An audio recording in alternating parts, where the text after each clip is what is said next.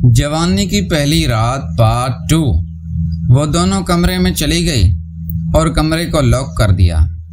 اب میں رات ہونے کا انتظار کر رہا تھا کہ جلدی رات ہو اور میں اپنی بہن کے پاس جاؤں۔ میں ابھی یہی سوچ رہا تھا، مجھے میری امی نے آواز دی، کہا زبیر بات سنو، پہلے بائک باہر نکالو، مجھے ایک جگہ نوکری کے لیے انٹرویو دینے جانا ہے۔ میں نے کہا امی رات کے اس وقت کس جگہ جانا ہے؟ میری امی کہنے لگی، ایک تو تم سوال جواب بہت کرتے ہو، باہر چلو میں بتاتی ہوں۔ میں نے پھر شرٹ چینج کی کیونکہ شرٹ تھوڑی میلی لگ رہی تھی۔ پھر میں نے بائک باہر نکالی۔ میری امی اب عبایا پہن کے آئی اور میرے ساتھ بیٹھ گئی۔ پھر مجھے جگہ بتائی کہ فلاں جگہ چلنا ہے، اور پھر بتانے لگی کہ وہ میرا باس تھا نا پرانا، اس نے اپنے ایک دوست سے بات کی ہے میری نوکری کی، تو میں اس کے آفس جا رہی ہوں، بس چھوٹا موٹا انٹرویو ہوگا، باقی ساری بات میرے باس نے اس سے طے کر لی ہے اور اس میں سیلری بھی بہت اچھی ہے۔ میں جب آیا تو یہ ایک کنسٹرکشن کی بڑی کمپنی کا آفس تھا۔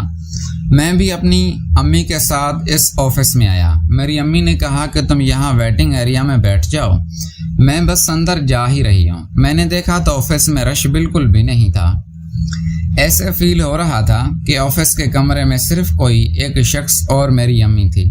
بہرحال میں بیٹھا رہا۔ اب میں اپنی بہن ثنا کے بارے میں سوچ رہا تھا کہ رات کو ایسا کیا کروں جو وہ میرے ساتھ یہ کام کرنے پہ راضی ہو جائے کہ وہ لوڈو تو ویسے بھی میرے ساتھ کھیلتی ہے، جو آج رات میں کوئی ایسی شرط لگا لیتا ہوں جس سے میرا کام ہونے میں آسانی ہو جائے۔ اب مجھے یہاں بیٹھے ہوئے آدھا گھنٹہ سے اوپر گزر گیا تھا۔ میری امی نہیں آئی، باہر ایک گارڈ بیٹھا ہوا تھا۔ میں نے سوچا کہ جا کے گارڈ کے ساتھ بیٹھتا ہوں۔ پھر میں نے جا کے گارڈ سے پوچھا، میں نے کہا یار آفس میں کوئی کام نہیں کرتا کیا؟ تو وہ کہنے لگا کرتے تو ہیں لوگ، لیکن اس ٹائم آفس آف ہو جاتا ہے۔ آج پتہ نہیں کیا ہوا صاحب کو، اب شاید اس گارڈ نے مجھے امی کے ساتھ آتے ہوئے دیکھا نہیں تھا۔ پھر وہ کہنے لگا کہ ہمارا سیٹ بہت عیاش قسم کا بندہ ہے، آج لگتا ہے پھر اس کے پاس کوئی شکار آیا ہوا ہے، اور سیٹ کے پاس جس دن شکار ہوتا ہے وہ اسی دن اتنے بجے تک بیٹھتا ہے، ورنہ تو وہ آفس بہت ہی کم آتا ہے۔ جو میں سوچ رہا تھا یہاں بھی وہی ہوا، یہ بھی میری امی کے دوسرے باس کی طرح بیکار انسان تھا۔ اور پھر وہ گارڈ مجھے بتانے لگا کہ آپ یہاں کیوں آئے ہیں؟ پھر میں نے اس سے جھوٹ بولا۔ میں نے کہا کہ میری ایک رشتہ دار ہے، اس نے یہاں نوکری کا انٹرویو دینا تھا، تو بس میں اس کو لے کے آیا ہوں۔ تو پھر وہ کہنے لگا اچھا اندر تمہاری ابھی رشتہ دار گئی ہے؟ مجھے پتہ نہیں تھا کہ وہ تمہاری رشتہ دار ہے۔ ویسے تمہیں ایک مشورہ دوں، اگر وہ تمہاری قریبی رشتہ دار ہے نا، تم اس کو اس آفس میں کام کرنے سے منع کر دو، کیونکہ یہاں سب کو پتہ ہے کہ ہمارا باس کیسا ہے۔ جتنی بھی لڑکیاں یہاں پہ کام کرتی ہیں وہ سب باس کے ساتھ سیٹ ہیں۔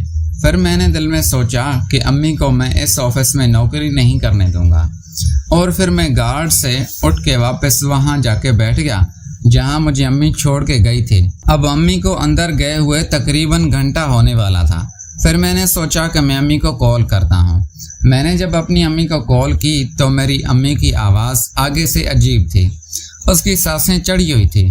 مجھے کہنے لگی بس 2 منٹ زبیر میں ابھی آئی۔ اب مجھے شک ہو رہا تھا کہ پتہ نہیں پہلی ہی ملاقات میں وہ کام تو نہیں ہو گیا۔ پھر میری اماں نے فون بند کر دیا اور 10 منٹ بعد وہ آفس سے باہر نکل رہی تھی، اپنا حلیہ سیٹ کرتے ہوئے آ رہی تھی۔ مجھے ایسا لگ رہا تھا کہ جیسے ابھی کسی نے میری امی کا حلیہ خراب کیا ہو، اور پھر آتے ہی مجھے کہنے لگی مبارک ہو زبیر، مجھے نوکری مل چکی ہے، اور تم کو پتہ ہے میری سیلری کتنی ہے؟ 1 لاکھ سے اوپر ہوگی۔ لیکن میرے چہرے پر کوئی ریئیکشن نہیں تھا۔ میں چپ چاپ سر نیچے جھکائے گارڈ کے سامنے سے گزرا، اور پھر میں نے پارکنگ سے بائک باہر نکالی۔ پھر میں بائک چلا کے راستے میں آ رہا تھا۔ پھر میں نے امی کو بتایا جو اس گارڈ نے اس باس کے بارے میں بولا تھا۔ اب میں امی کو ڈائریکٹ تو یہ نہیں بول سکتا تھا کہ آپ ابھی یہ کام کر کے آ رہی ہیں۔ مجھے شک پورا ہو رہا تھا کہ شاید ابھی بھی میری ماں اس کو خوش کر کے آ رہی ہے۔ پھر مجھے کہنے لگی امی کہ کوئی بات نہیں، یہاں سبھی ایسے ہوتے ہیں، اور ہمیں کیا اس کی ذاتی لائف میں کہ وہ کیا کرتا ہے، ہمیں تو بس کام سے مطلب ہے نا۔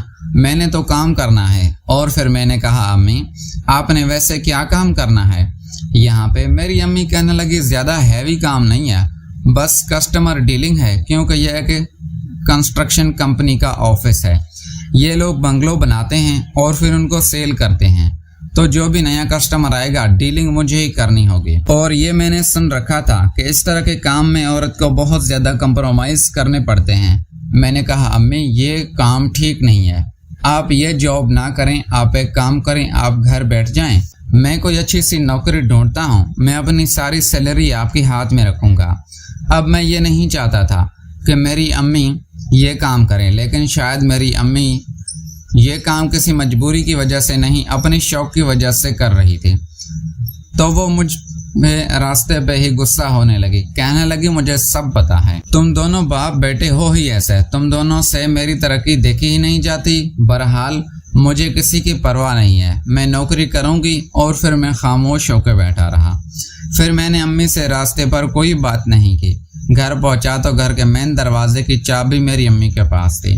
اس نے دروازہ کھولا اور میں نے بائک اندر کی۔ میری امی کچن میں چلی گئی، شاید اس کو کچھ کام تھا، اور میں اپنی بہن ثنا کے کمرے میں۔ ثنا کے کمرے کا دروازہ ہلکا سا بند تھا۔ میں نے جیسے ہی ہاتھ لگایا تو وہ کھل گیا۔ میں جیسے ہی کمرے میں دیکھا، اندر کا منظر دیکھ کر میرے پیروں تلے زمین ہی نکل گئی، کیونکہ میری بہن ثنا اور اس کی دوست عائشہ ایک دوسرے کو سکون پہنچا رہی تھے۔ ان دونوں نے جیسے ہی مجھے دیکھا تو فوراً وہ ہڑبڑا گئی اور اپنے آپ کو سیٹ کرنے لگی، لیکن میں اپنی جگہ پہ کھڑا رہا، میں وہاں سے 1 انچ بھی نہیں ہٹا۔ کہنے لگی زبیر بھائی آپ تو ڈیڈ بن کے کھڑے ہو گئے ہیں، لیکن میں نے اس سے کوئی جواب نہیں دیا۔ میں 2 منٹ ان کو گھورتا رہا، کیونکہ جو منظر میری آنکھوں کے سامنے تھا، ایسا منظر حقیقت میں اپنی زندگی میں پہلی دفعہ دیکھ رہا تھا۔ اور پھر 2 منٹ میں ہوش کی دنیا میں واپس آیا تو میں الٹے پاؤں باہر آ گیا۔ ثنا کی دوست عائشہ جب تک واش روم جا چکی تھی اور ثنا نے بھی اپنے آپ کو سیٹ کر لیا تھا۔ میں واپس نکل ہی رہا تھا تو ثنا کہنے لگی اب کیا فائدہ؟ پھر میں باہر آیا اور ٹی وی لانج میں آ کے بیٹھ گیا۔ اب میں اسی منظر کے بارے میں سوچ رہا تھا، اور پھر اتنے میں میری امی آئی، مجھے کہنے لگی زبیر گھر پہ کچھ کھانا نہیں بنانا کیا؟ آج سب بھوکے سوئیں گے کیا؟ جاؤ یہ کچھ سامان لے کے آؤ، گھر پہ کچھ پکا لو۔ پھر میں نے کہا امی ابو کو بول دیں، ابو ویسے بھی آنے والا ہے تو لیتا ہوا آئے گا۔ پھر میری امی نے کہا کہ خود ہی فون کر کے بول دے، میں نہیں بولتی اس سے۔ پھر میں چپ چاپ پیسے پکڑے اور امی کا بتایا ہوا تمام سامان لے کے آیا، لیکن میں یہ محسوس کر رہا تھا کہ میں ہوش کی دنیا میں نہیں ہوں۔ میرے ذہن میں بار بار وہی منظر آ رہا تھا جو میں اس کمرے میں دیکھ کے آیا تھا۔ میری بہن اتنا خوبصورت تھی، میری سوچ سے کئی گنا زیادہ، اور آج پہلی دفعہ میں نے اس کی خوبصورتی کو اتنے واضح طریقے سے دیکھا تھا۔ میں جب گھر آیا تو ثنا کے دوست جا چکی تھی، اور ثنا بھی باہر ٹی وی لانج میں بیٹھی ہوئی ٹی وی دیکھ رہی تھی۔ میں آیا تو ثنا مجھ سے کہنے لگی بھائی آپ باہر گئے تھے، کچھ کھانے کا تو لیتے آتے۔ ثنا کا فیس ریئیکشن ایسے تھا جیسے کہ کوئی بات ہی نہیں ہو۔ میں بڑا حیران ہوا یہ روپ دیکھ کر۔ پھر میں اس سے گھورتا رہا، پھر میں نے اسے کوئی جواب نہیں دیا۔ پھر وہ کہنے لگی بھائی آپ سے بات کر رہی ہوں، کیا ہوا؟ آپ کو کیا کوئی بھوت دیکھ لیا ہے کیا؟ پھر میں نے کہا ثنا اگر میں بھوت ہی دیکھ لیتا تو بہت ہی اچھا تھا، یہ جو میں نے دیکھا ہے یہ تو میری آنکھوں سے ہٹ ہی نہیں رہا۔ تو میری بہن کہنے لگی کیا ہوا، پہلی دفعہ دیکھا ہے کیا؟ پھر میری امی بھی کہنے لگی کیا دیکھا ہے زبیر مجھے بھی بتاؤ۔ اور پھر میری بہن نے بات بدلتے ہوئے میری امی کو جواب دیا پتہ نہیں امی باہر کوئی خوبصورت لڑکی دیکھ کر آیا ہوگا، اس کے ہوش ٹھکانے ہی نہیں۔ اب تو میں نے ٹھان لیا تھا کہ میں اپنی بہن کی خواہش ضرور پوری کروں گا، کیونکہ میری بہن کی خواہش کوئی اور پوری کر رہا تھا، اور مجھے آج اس کا پتہ لگ چکا تھا۔ میں بھی کبھی کبھی پریشان ہوتا تھا کہ کالج میں سب لڑکیوں کے بوائے فرینڈ ہوتے ہیں، میری بہن کا کوئی کیوں نہیں ہے؟ یہ اپنی نیڈ کیسے پوری کر رہی ہے؟ مجھے آج پتہ چلا کہ یہ طریقہ کرتی تھی۔ خیر اتنے میں دروازے پہ بیل بجی تو میرا ابو تھا۔